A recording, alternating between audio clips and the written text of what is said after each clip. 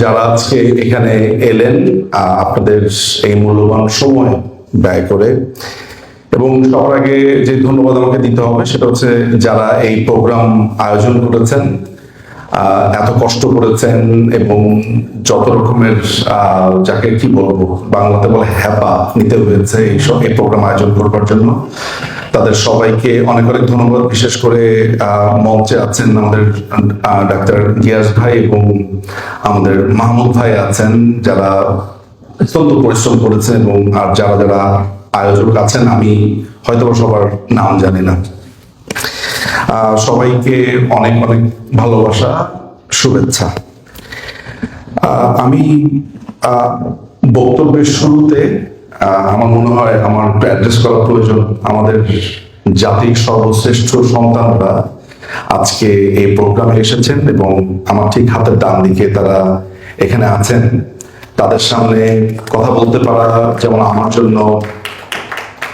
আমার জন্য যেমন খুবই গর্বের ব্যাপার, গৌরবের ব্যাপার, একই সাথে এই মুহূর্তে তাদের সামনে আসলে খানিকটা লজ্জিত বটে। যে দেশটাকে তারা বানিয়ে দিয়ে গেলেন, যে দেশটাকে তারা পাকিস্তানিদের কবল থেকে উদ্ধার করে দিয়ে গেলেন, তারা জীবিত থাকা অবস্থাতেই আমরা আসলে একটা ব্যর্থ রাষ্ট্রে পরিণত করে ফেলেছি। আমরা সেই দেশটাকে ধরে রাখতে পারিনি। ওনারা ওনাদের দায়িত্ব পালন করে গিয়েছেন, দায়িত্ব পালন করেছেন, আর আমরা কিছু ব্যর্থ অমেরুদণ্ডী প্রাণী, আমি নিজেকে বলি আসলে, তারা এই রাষ্ট্রটাকে আমরা এই পর্যায়ে এসে আমরা কিছু পাকিস্তানি শাসকদের হাতে তুলে দিয়েছি না চলে গেছে সেটা অন্য হিসেব। আমরা এই রাষ্ট্রটাকে এই পর্যায়ে যেতে দিয়েছি, এটা আমার অনেক বড় একটা লজ্জা। আমি এই বীর মুক্তিযোদ্ধাদের সামনে এই কথা নিশ্চিতভাবে স্বীকার করি। এখানে অনেকগুলো আলোচনা হয়েছে, অনেকগুলো কথাবার্তা হয়েছে। আমি প্রথম একটা শব্দ বা একটা সেন্টেন্স দিয়ে শুরু করি। সেটা হচ্ছে, গিয়াস ভাই যখন তার বক্তব্য দিচ্ছিলেন তখন একটা প্রশ্ন করেছেন। প্রশ্নটা আমি লিখেছি। প্রশ্নটা এমন যে আমরা কি, বা 5ই আগস্টের পরে উনি প্রশ্ন করেছেন, আমরা কি স্বাধীনতার পক্ষের লোক? বা উনি ওনার অনেক বন্ধুদেরকে দেখেছেন 5ই আগস্টের অবস্থা। একটা জিনিস ভাবেন তো, যে মুক্তিযুদ্ধের 54 বছর পর বাংলাদেশিদের ভাবতে হয় মুক্তিযুদ্ধের পক্ষে কে আছে, মুক্তিযুদ্ধের বিপক্ষে কে আছে।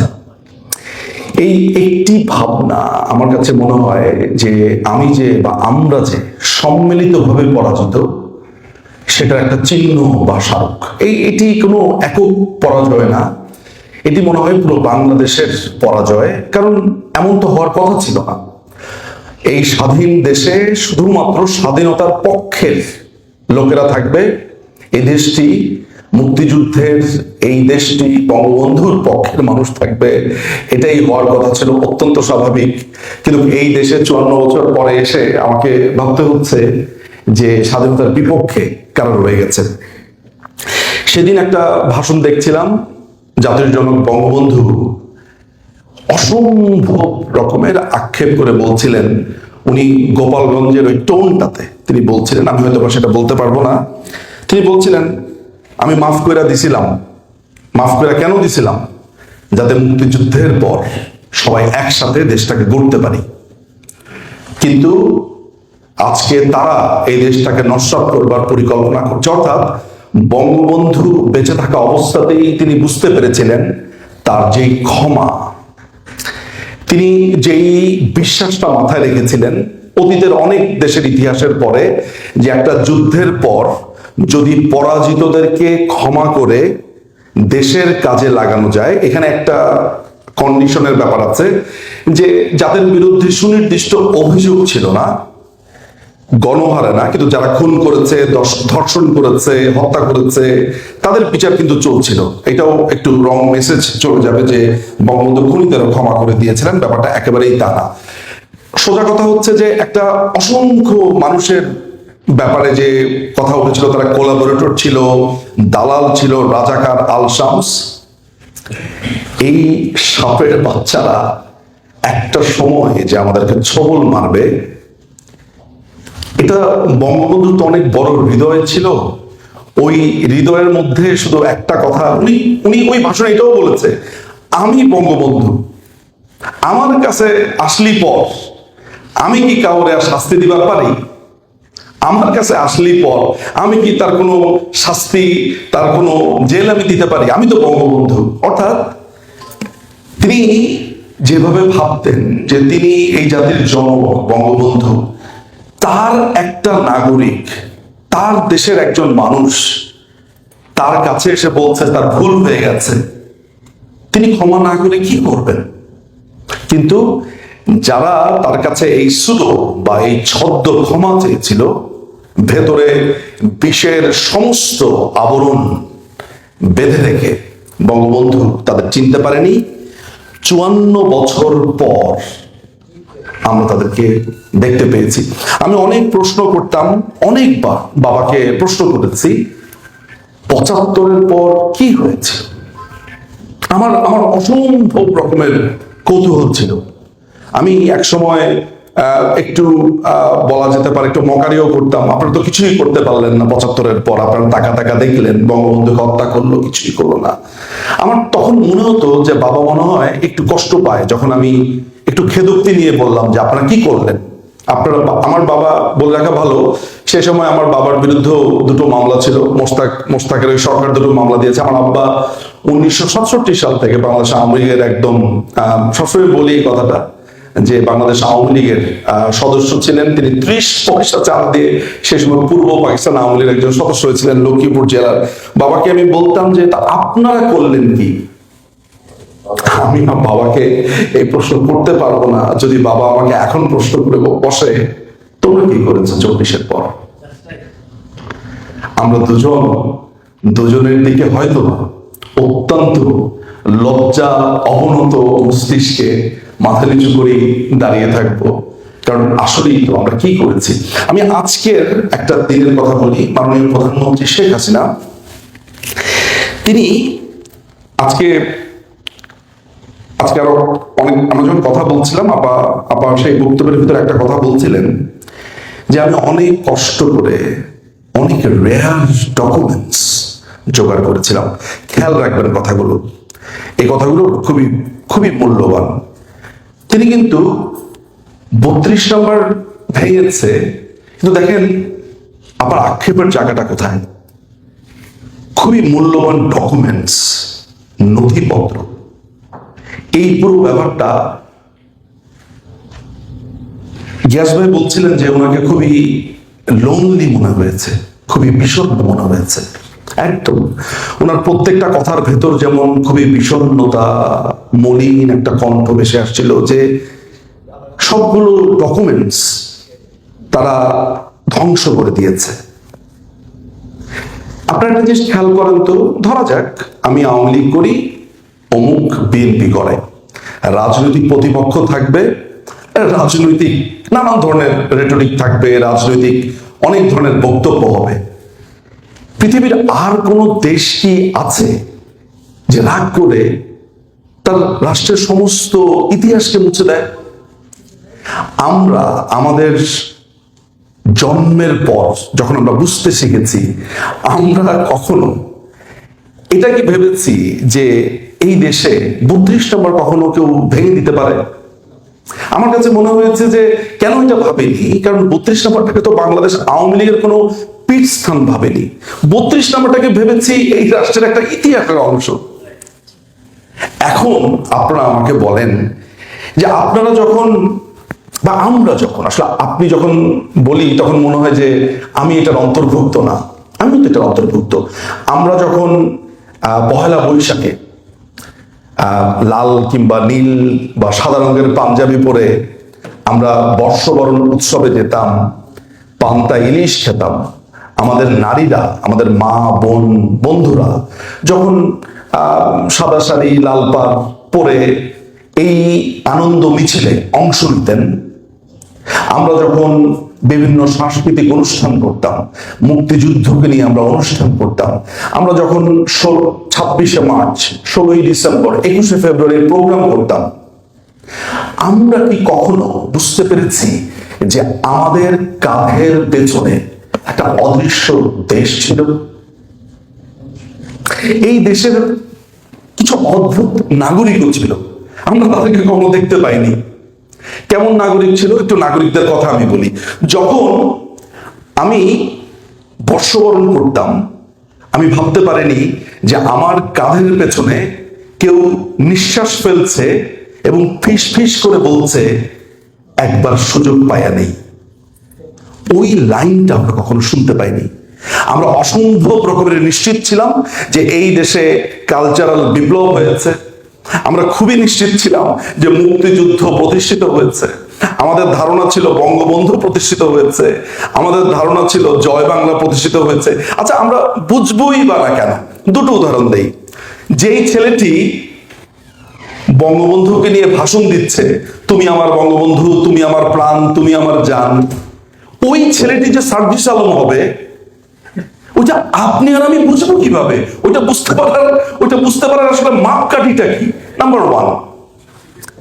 নাম্বার টু হচ্ছে, যখন এই আন্দোলন চলছে, যারা বঙ্গবন্ধুর ভাষণ বাজিয়ে বলছে বঙ্গবন্ধুর বাংলায় বৈষম্যের ঠাঁই নাই, আপনি বুঝবেন কিভাবে যে ওরা সফল হলে বঙ্গবন্ধুর বাড়িটাই ভেঙে দেবে? অদ্ভুত না? অর্থাৎ আমাদের অগোচরে এমন একটা প্রতারক চক্র ছিল, যারা বঙ্গবন্ধুকে প্রশংসার আড়ালে মূলত বঙ্গবন্ধুকে ঘৃণা করত। আমাদের সম্মিলিত ব্যর্থতা যদি থেকে থাকে, সেই ব্যর্থতাটা হচ্ছে আমরা তাদেরকে চিনতে পারিনি। এই চিনতে না পারা একদিকে ভালো, আবার একদিকে খারাপ। খারাপ দিকটা যেমন কিছুক্ষণ আগে একজন আমাকে একটা ছবি দেখালেন, তার বাবার পায়ের নিচে কোপ দেওয়া হয়েছে। কে যেন ছবিটা দেখালেন আমাকে একটু আগে? এই যে উনি বসে আছেন, ভদ্রলোক কুয়েতে থাকতেন, তিনি আমাকে ছবিটা দেখিয়েছেন। এরকম অসংখ্য বাবা একদম বৃদ্ধ একজন মানুষকে কুপিয়ে তার পায়ের সেটাকে অনেকটা রক কেটে দেওয়ার মতো একদম অবস্থা, এমন জায়গাতে কোপ দিয়েছে তার রগের জায়গাটা। তো অসংখ্য স্টোরি তো আছে। এটা এই স্টোরি থেকে বড় স্টোরি, মা ছেলেকে না পেয়ে মাকে খুন করে গেছে পঞ্চগড়ে। আমরা এর মধ্যে দেখেছি কিভাবে জবাই করেছে। এটা যেমন একটা ভয়ঙ্কর জায়গা যে আমাদেরকে অসংখ্য রক্ত দিতে হয়েছে। কিন্তু একদিকে আমি মনে করি যে এই সংকট আমাকে এটা বুঝিয়েছে যেখানে এমন অসংখ্য মানুষও রয়ে গেছে যারা দুদিনে জয় বাংলা বলে চিৎকার দিয়ে ওঠে। আমি নিশ্চিত এই হল রুমে যারা বসে আছে, বাংলাদেশ আওয়ামী লীগ ক্ষমতায় থাকা অবস্থাতে এই মানুষগুলো কখনো কোনো টেন্ডারের জন্য যায়নি, কোনো ইউনিভার্সিটি, স্কুল, কলেজ, বিশ্ববিদ্যালয়, অর্থ কিচ্ছুর জন্য যায়নি। উদাহরণটা দেওয়া যেতে পারে, গিয়াস ভাইয়ের কথা বলা যেতে পারে। ওনারা চিকিৎসক মানুষ, রাজনীতির সাথে কোনো সম্পৃক্ততা হয়তোবা নাই, বা হয়তোবা কখনো ছিল। কিন্তু 5ই অগস্টের পর তাদের মনে হয়েছে যে শুধু আওয়ামী লীগ তো ডুবে যাচ্ছে না, পুরো বাংলাদেশ ডুবে যাচ্ছে। আমি সুলতান আপার কথা ধরতে পারি। সুলতান আপার সাথে আমার ব্যক্তিগত আলাপচারিতা যখন হতো, অনেক আলাপ হতো যে আওয়ামী লীগের সময় আমাদের বলার মতো তো অনেক কিছু আছে। কিন্তু একই দিকে ওই আক্ষেপ শেষে তো সুলতান আপা এটাও বলতো যে আওয়ামী লীগ হেরে যাওয়া মানে তো পুরো বাংলাদেশ হেরে যাওয়া। এই জন্য বোধ করি সবচাইতে বড় সমালোচক আওয়ামী লীগের মুস্তফা অসাধারণ একটা উক্তি দিয়েছিলেন। আমি জানি না সেই উক্তিটা আপনাদের নিশ্চয়ই অনেকের মনে আছে, আমি আরেকটু স্মরণ করাই। খুব ইন্টারেস্টিং কথাটা, এই কথাটা মনে রাখা উচিত। এই কথাটার সাথে ওই আলাপটারও যোগাযোগ আছে। কোন আলাপটা? প্রথমে উক্তিটা বলি, সেটা হচ্ছে যে আওয়ামী লীগ যদি হেরে যায়, পুরো বাংলাদেশ একসাথে হেরে যায়। আওয়ামী লীগ যদি জেতে, তাহলে আনফরচুনেটলি আওয়ামী লীগ একা জেতে। এটা কোনো খারাপ কথা না। খারাপ মানে ব্যাপারটা এমন যে আওয়ামী লীগ জিতলে আসলে জয়লাভটা তো দলের হয়, কিন্তু যখন ও হেরে যায় তখন কিসে কিসে টান পড়ে। আপনারা দেখতে পাচ্ছেন। আপনারা বইয়ের পাতাতে দেখেছেন না যে জয় বাংলা শব্দটা বলা যেত না? একসময় কি মনে হতো আপনাদের অনেকের যেটা খুবই এক্সাজারেশন হচ্ছে, খুব বাড়িয়ে বলছে? এখন চোখের সামনে আমরা দেখতে পেয়েছি রায়হান আর মাসুদ শুধু জয় বাংলা বলেছে বলে খুন করে ফেলা হয়েছে। চোখের সামনে দেখেছি অসংখ্য অসংখ্য, শুধু জয় বাংলা বলার জন্য আব্দুল লতিফ সিদ্দিকীকে, মুক্তিযোদ্ধা হওয়ার কারণে তাকে গ্রেফতার করেছে। পান্না সাহেব, যিনি নিজে এক সময় এই আন্দোলনকে সমর্থন করেছিল, শুধু মুক্তিযুদ্ধের পক্ষে বলবার কারণে তাকে আজকে জেলে যেতে হয়েছে। আমার যে হাসি হাসি মুখটা দেখেছেন, এই হাসি হাসি মুখটা খুবই কষ্টের। এইটার ভিতরে এত বেশি কষ্ট আছে, এটাকে হাসি হিসেবে ভাবার কোনো কারণ নেই, এগুলো কষ্টের হাসি। আমি আপনাদেরকে কয়েকটা, আমার কাছে মনে হয় যে কয়েকটা কথা বলা দরকার। সেটা হচ্ছে যে আপনাদের শক্তি সম্পর্কে আমার মনে হয় আপনাদেরকে একটু মনে করিয়ে দেওয়া দরকার, যেটা আপনারা জানেন। আমরা এখানে কেন এসেছি, আমরা এখানে আলোচনা করছি, কথা বলছি, বাট আমরা বাসাতে কি নিয়ে যাব? আমরা এই আলোচনা শেষ করার পর আমি যদি বলি যে আওয়ামী লীগ 6 মাসের পরে ব্যাক করবে, 6 মাসের পরে এমন এমন ঘটনা হবে, আমি আপনাকে বলতে পারি অনেক কথা বলার আছে বা আমার সম্ভাবনার কথা বলি, আপনাদের কোনো লাভ নেই।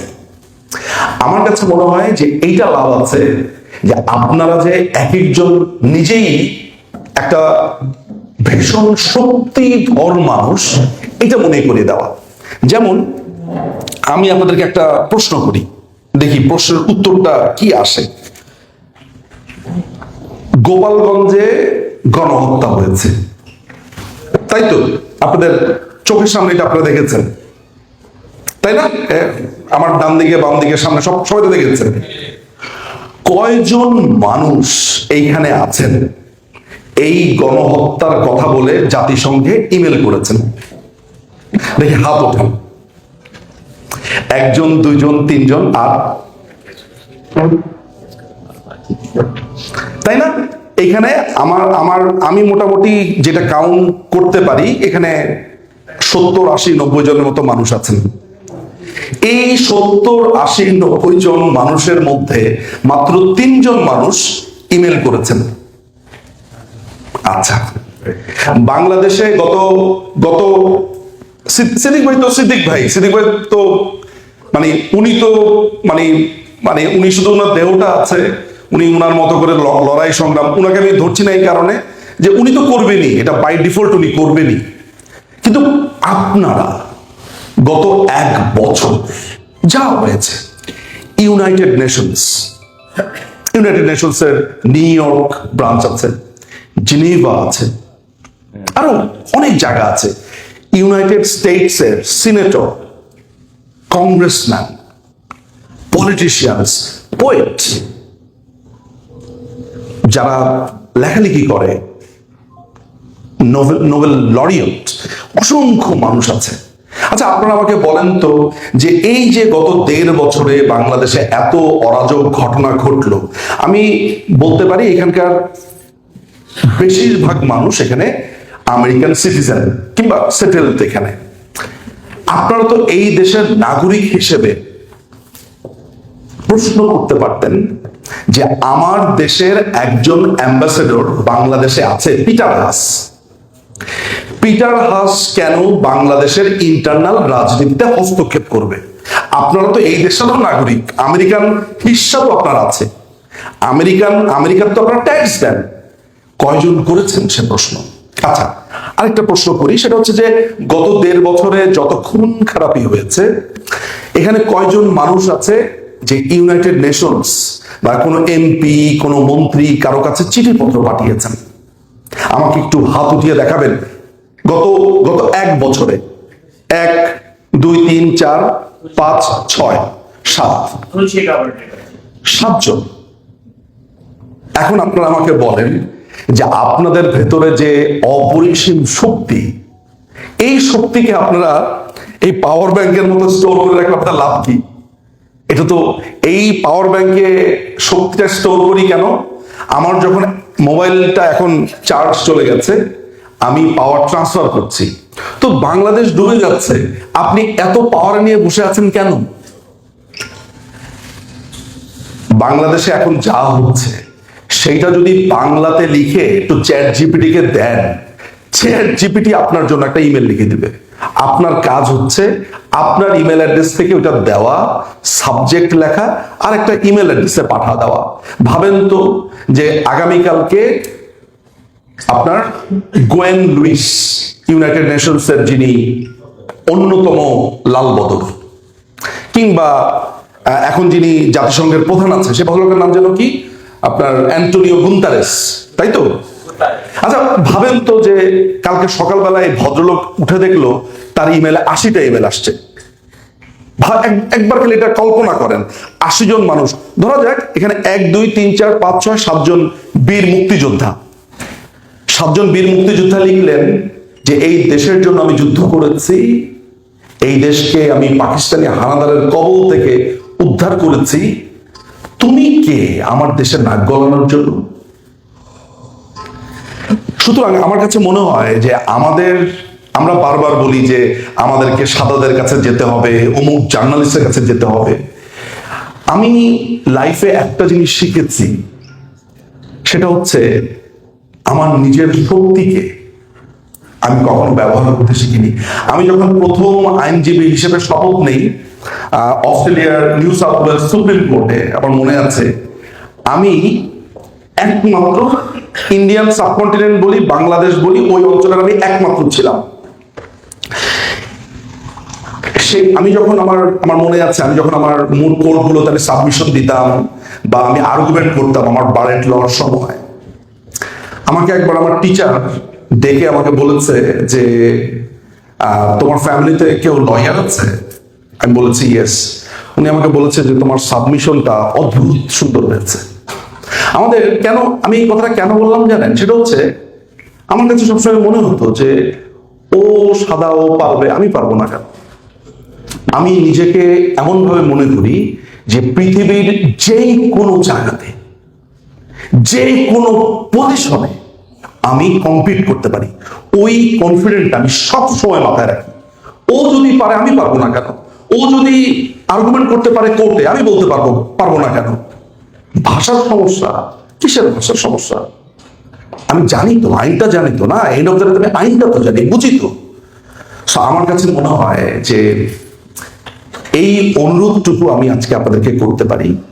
ভাববেন একটু বাসাতে গিয়ে যে একটা মানুষ 1981 সালে দেশে ফিরলেন, বাবাকে মেরে ফেলেছে, মাকে মেরে ফেলেছে, 3 ভাইকে মেরে ফেলেছে, 2 ভাইয়ের স্ত্রীকে মেরে ফেলেছে, ওই বাসাতে মেরে ফেলেছে, বাকি আত্মীয় স্বজনদেরকে মেরে ফেলেছে, ফুফা খালু সবাইকে মেরে ফেলেছে, 2 জন মাত্র মানুষ বেঁচে ছিল। কিভাবে, মানে সৃষ্টিকর্তা কি রহম করেছিল, 2 জন মানুষ বেঁচে গেছে।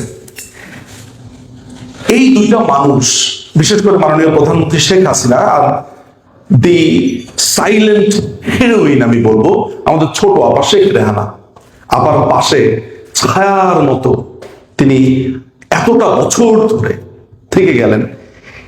এখন এই মুহূর্তে আপনাদেরকে আমি বলি, আপা আমার অ্যাসেসমেন্ট বলে, আমার ব্যক্তিগত অ্যাসেসমেন্ট বলে, আমি যেভাবে জিনিসটাকে দেখি, উনি 3 থেকে 4 ঘন্টা, বা আমার মনে হয় সবচেয়ে বেশি ঘুমান উনি 5 ঘন্টা ঘুমান।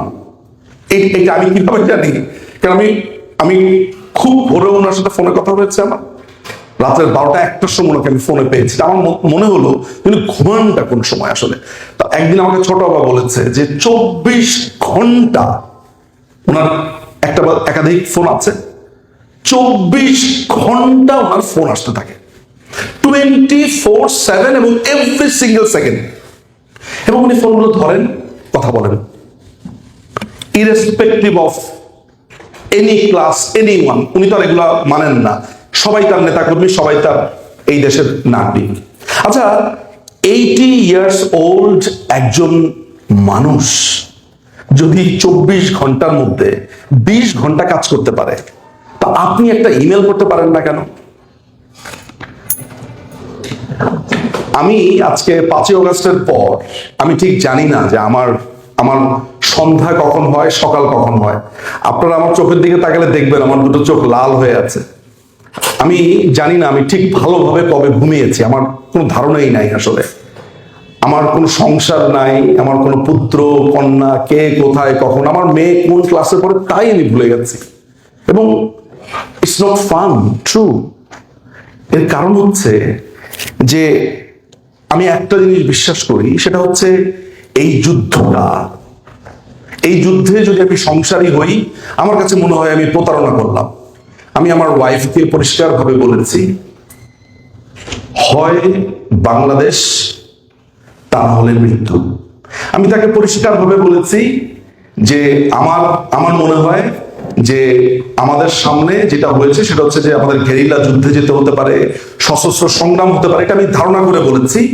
এবং আমাকে যাতে খরচের খাতাতে ফেলে দেয় যে আমি হয়তো বা কখনো ফেরত না আসতে পারি, এইভাবে রাস্তায় নেমেছি। আমার কাছে মনে হয় যে আমাদের প্রত্যেককে একটা পণ করে আমার মনে হয় সামনে যাওয়া দরকার। সেটা হচ্ছে যে মাননীয় প্রধানমন্ত্রী একা সব করে দেবেন, আওয়ামী লীগ এই দেশকে স্বাধীন করে দেবে, আবার অনেক করেছে এই দেশের স্বাধীন, অনেক করেছে। কি পেয়েছে বিনিময়ে? বিনিময়ে পেয়েছে উনি তো পাকিস্তানের কারাগারে বসে কাবাব খাচ্ছিলেন, উনি তো পাকিস্তানের কারাগারে বসে খুব আরামে ছিলেন। উনি খারাপ, উনি এক নায়ক, উনি এই দেশকে স্বাধীন করেন নাই, সবাইকে রেখে পালিয়ে গেছেন। এগুলো শুনতে হয়েছে না?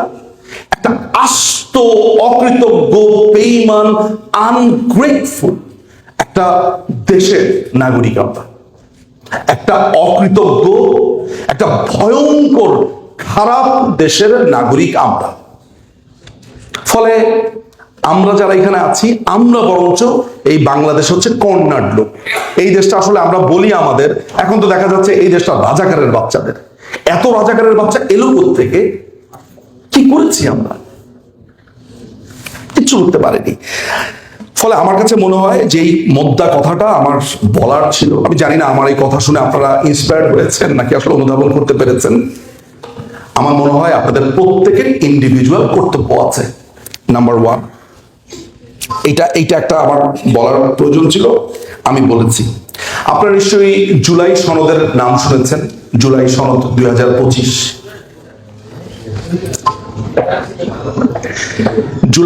জুলাই সনদ 2025 আপনারা যদি লক্ষ্য করেন, আপনারা দেখবেন এই জুলাই সনদে বলা হয়েছে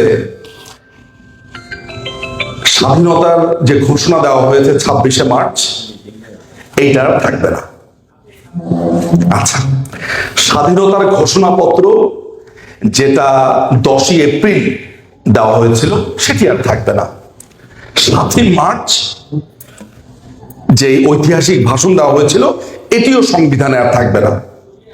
এখন আপনি আমাকে বলেন যে 7ই মার্চের ভাষণ, 26শে মার্চের স্বাধীনতা ঘোষণা আর স্বাধীনতার ঘোষণাপত্র যদি না থাকে, একটা রাষ্ট্রে আর কি থাকতে পারে? আপনারা 26শে মার্চ নিয়ে নানামুখী বক্তব্য শুনেছেন, স্বাধীনতার ঘোষণা দেয় নাই, আমি শুনি নাই, শুনেছেন তো? আচ্ছা, নাম্বার ওয়ান। নাম্বার টু, 7ই মার্চের ভাষণ, বঙ্গবন্ধু তো স্বাধীনতার ঘোষণা দেয়নি, এই সমালোচনা তো শুনেছেন। আমি এই দুইটাকে ধরেন ঝেড়ে ফেলে দিলাম। স্বাধীনতার ঘোষণাপত্রকে নিয়ে গত 54 বছরে আমি অন্তত পক্ষে কোনো ডিসপিউট শুনি নাই। আমি জানি না আপনারা শুনেছেন কিনা, আমি অন্তত পক্ষে শুনি নাই স্বাধীনতার ঘোষণাপত্র। কেন এটা করেছে জানেন? এটা একটু আপনাদেরকে বলে রাখি, এই আইনি প্যাচটা আপনারা বুঝবেন। স্বাধীনতার ঘোষণাপত্রে পরিষ্কারভাবে লেখা আছে যে বাংলাদেশের স্বাধীনতার ঘোষণা দেওয়া হয়েছিল 26শে মার্চে। এই স্বাধীনতার ঘোষণাপত্রে এইটাও বলা আছে যে এই স্বাধীনতার ঘোষণাপত্রই আমাদের প্রথম সংবিধান। এই দুইটা কারণে এরা বুদ্ধি করে বের করেছে এই দুইটাকে এখান থেকে সরাতে হবে। তাহলে থাকলো কি রাষ্ট্রের মধ্যে? ওইখানে বলেছে যে রাষ্ট্র যদি কেউ দখল করে অবৈধভাবে, তাহলে তার কোনো শাস্তি হবে না। তার মানে কি? আমরা আইনে একটা কথা বলি, ফ্লাড গেট ওপেন করে দেওয়া।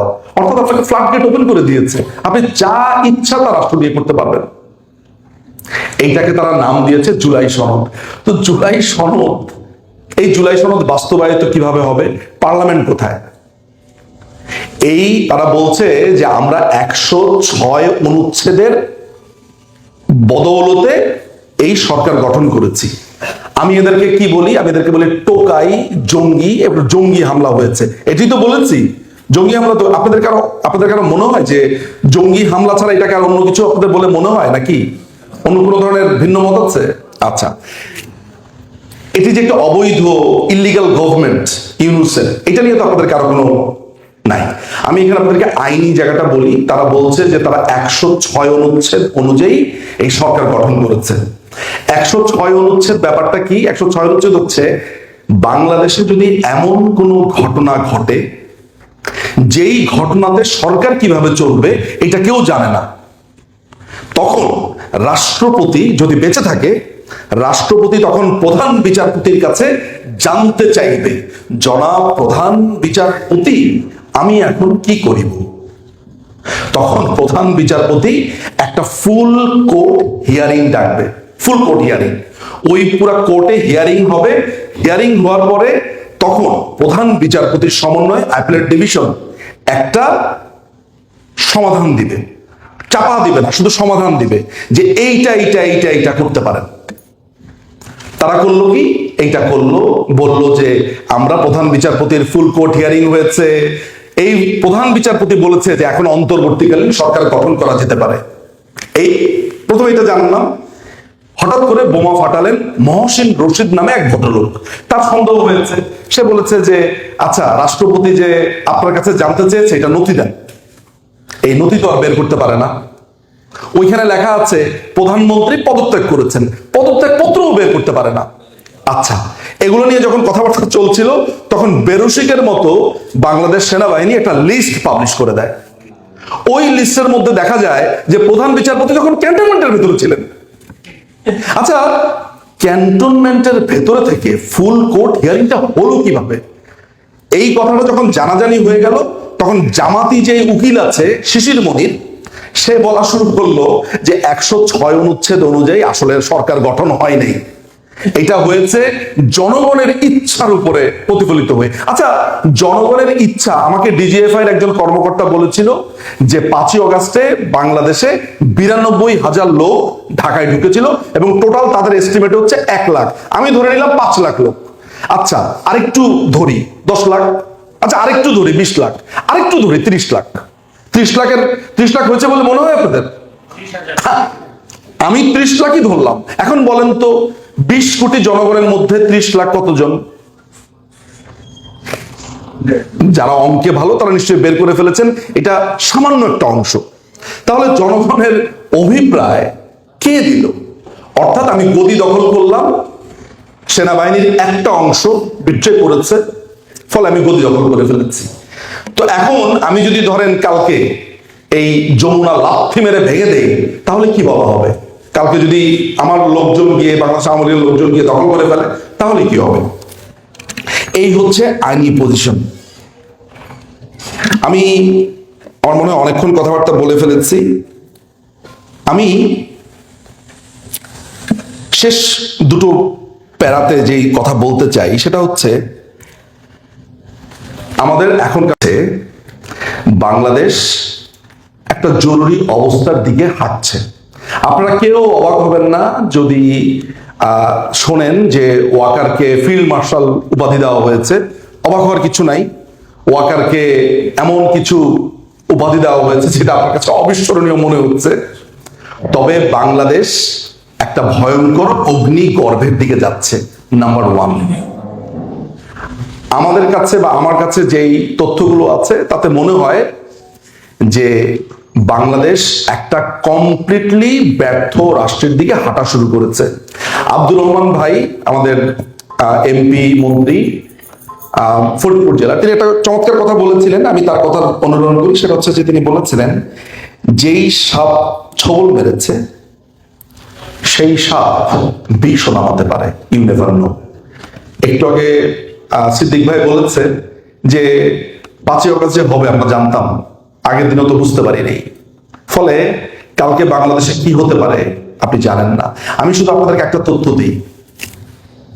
সেনাবাহিনীর একজন মেজর, অ্যাক্টিং মেজর আমাকে বলেছে আলাপে, কত কষ্ট করে তারা যোগাযোগ করে।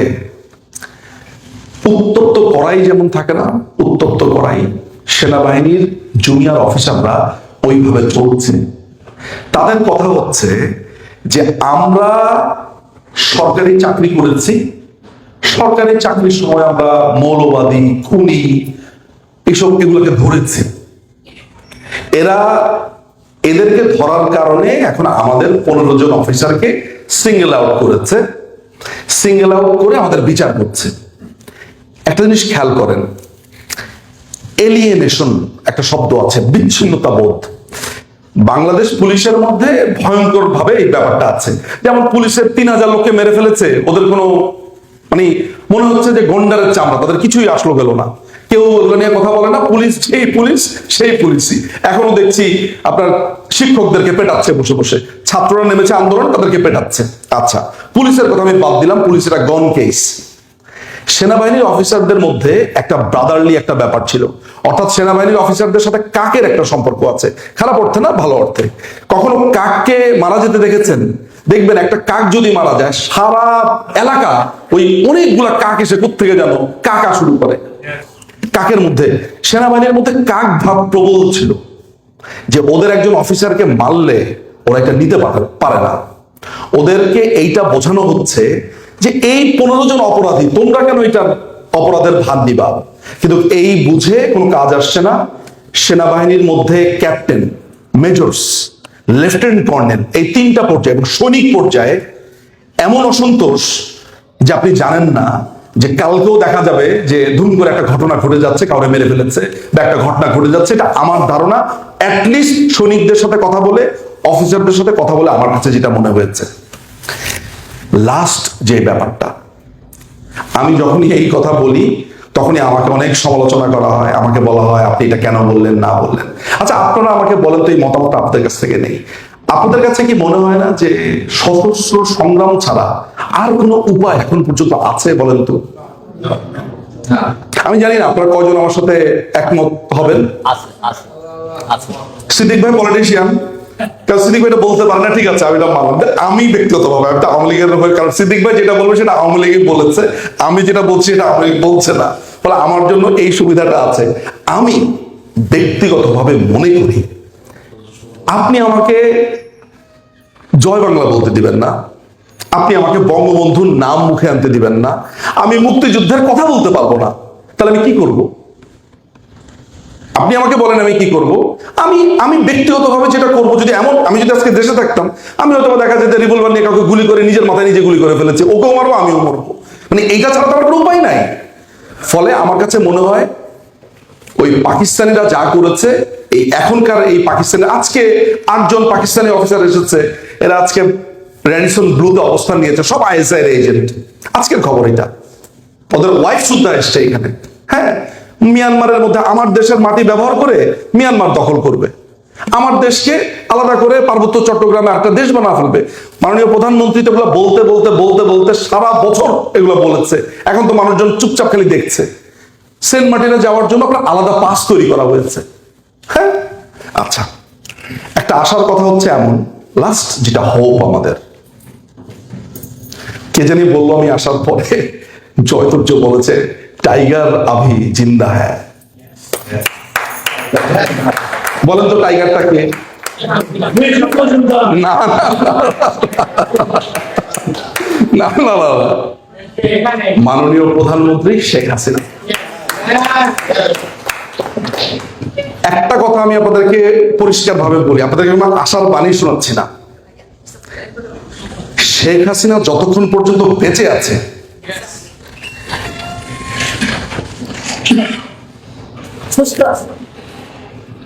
উনি সুস্থ কি? উনি বলে যে তোমরা সারাদিন ওষুধ খাও, আমি কোন ওষুধ খাই না।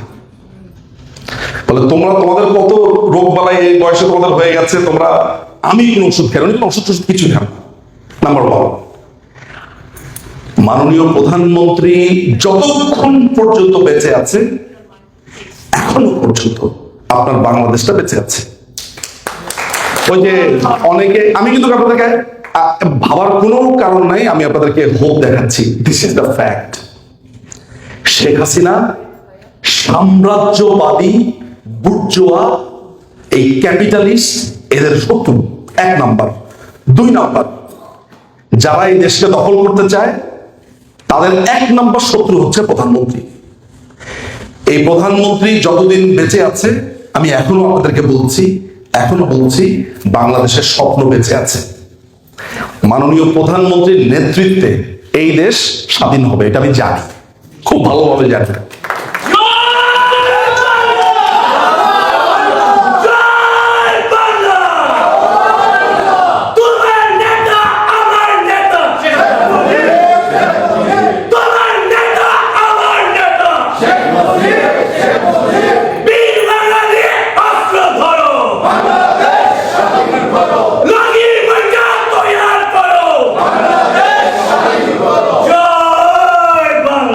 জয় বাংলা।